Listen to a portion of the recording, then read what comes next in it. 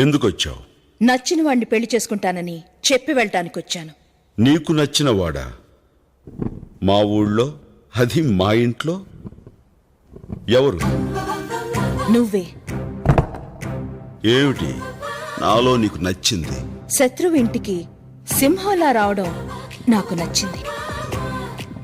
మా అన్నల్ని ఎదిరించడంలో నీ మగతనం నచ్చింది. ఇంకా?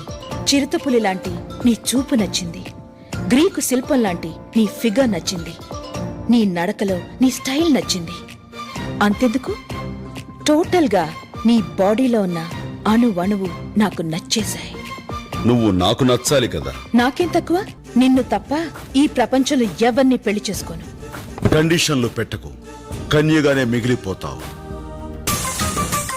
వచ్చే శ్రావణ మాసంలోపు నీ చేత తాళి కట్టించుకోపోతే నా పేరు స్నేహలతారెడ్డి కాదు.